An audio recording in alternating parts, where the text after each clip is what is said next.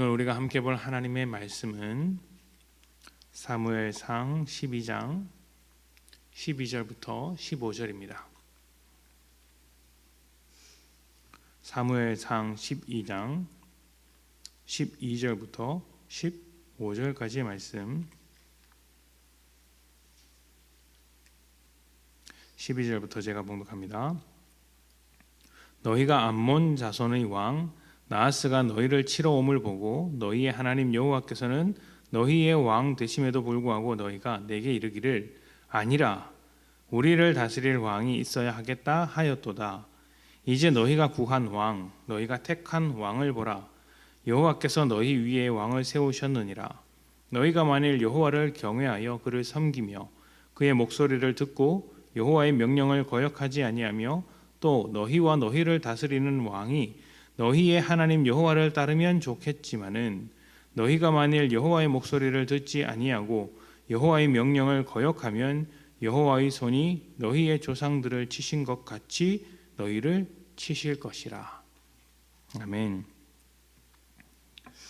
사울이 전쟁에서 승리하면서 이스라엘 사람들에게 인정을 받습니다. 사람들이 원했던 왕으로서 이제 점차 안정을 찾아가게 됩니다. 나중에는 어떻게 될지 모르겠지만 지금은 초창기라서 그런지 아니면 전쟁에서 승리한 지 얼마 안 되어서 그런지 사울의 인기가 나날이 높아지고 있습니다. 사울이 지도자로서의 입지가 단단해질수록 그 이전의 지도자였던 사무엘은 뒤로 물러서게 됩니다. 그동안 이스라엘 백성들을 위해서 기도를 끊임없이 했던 사무엘, 또 하나님의 말씀을 가르치는 자로서 지도자의 역할을 수행했던 사무엘이 왕의 등장과 함께 자리를 내놓아야 했던 것입니다. 그런데 잘 아시는 것처럼 사무엘이 멈추고 사울이 등장하게 된 것은 힘과 능력을 의지하려는 이스라엘 사람들의 강력한 요구가 있었기 때문입니다. 그들은 문제의 해결책을 힘으로부터 찾았고 능력으로 이 모든 것을 해결하려고 했습니다. 힘과 능력만 있으면 우리에게 더 이상 위기, 문제는 생기지 않을 것이다. 이런 마음이 있었기에 다른 모든 나라들과 같이 왕을 요구했던 것이죠. 그러나 사람들의 요구에도 불구하고 하나님은 전혀 다른 해결책으로서 가르치고 계십니다. 하나님의 해결책은 하나님이십니다. 그래서 이스라엘에게 힘이 있거나 없거나 그것이 상관이 없죠. 왕이 있거나 없거나 하는 것도 상관이 없습니다. 중요한 것은 하나님이 계시느냐 계시지 않느냐 하는 것인데 하나님은 언제나 우리 곁에 계십니다. 항상 동행하시며 우리를 백성으로 삼으시고 책임지시는 분이시죠. 그렇다면 이스라엘 백성에게 또 우리에게 요구되는 것은 무엇일까요? 우리가 하나님의 목소리를 듣느냐 마느냐 하는 것입니다. 13절과 14절을 보면 이렇습니다. 너희가 왕을 요구해서 하나님께서 그 왕을 세워주셨다. 그러나 중요한 것은 너희가 하나님을 경외하는 것이고 섬기는 것이고 그의 목소리를 듣는 것이며 명령을 거역하지 않는 것이다. 왕도 그렇게 해야 하고 백성들도 그렇게 해야 한다.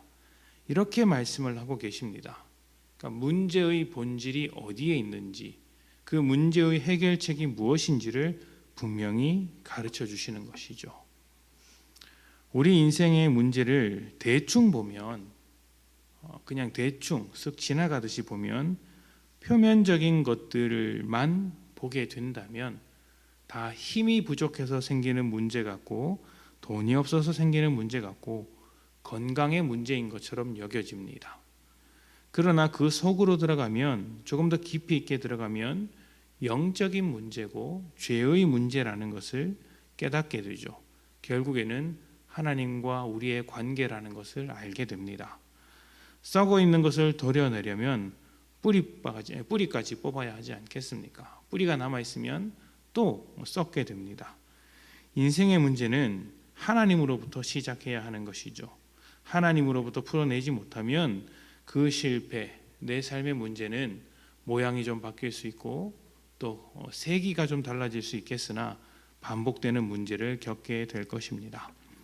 그래서 내 삶에 어떤 문제가 생긴다면 가장 먼저 하나님과의 관계를 들여다 보아야 합니다. 사업이 잘 풀리지 않든 병이 나든 가정에 어려움이 있든 뜻하는 바대로 살지 못하든 가장 먼저 하나님께 나와야 합니다. 거기서부터 시작을 하는 것이죠. 그리고 하나님 앞에서 자기의 문제를 먼저 들여다보고 그 안에서 해결책을 찾고 그 다음으로 하나씩 걸어가야 한다는 것입니다. 물론 우리가 하나님 앞에 잘못했다고 해서 하나님께서 병을 내리시거나 망하게 하시는 것은 아닙니다. 긍휼하신 분이니까요. 넓으신 사랑을 가지고 계신 분이니까 우리를 괴롭히시는 모양으로 우리에게 직접 일하시지는 않을 것입니다. 그러나 최소한 이 죄악된 세상에서 우리에게 어려움이 찾아왔을 때, 그 죄가 우리의 삶을 괴롭게 만들 때 하나님께서 그것을 허락하고 계시는 이유는 무엇인가? 우리에게 고난과 슬픔과 어려움을 허용하시며 그것을 통해 여전히 일하고자 하시는 하나님의 뜻은 무엇인가? 이 부분을 들여다봐야 하죠. 그 이유는 분명히 우리 안에 있는 것이죠. 문제를 잘 풀어내는 사람은 문제의 핵심을 잘 짚어내는 사람입니다. 문제의 핵심을 짚어내는 사람만이 어떠한 문제도 해결할 수 있죠. 하나님과의 관계를 먼저 들여다봐야 합니다. 내가 하나님의 뜻대로 살고 있는지를 봐야 합니다.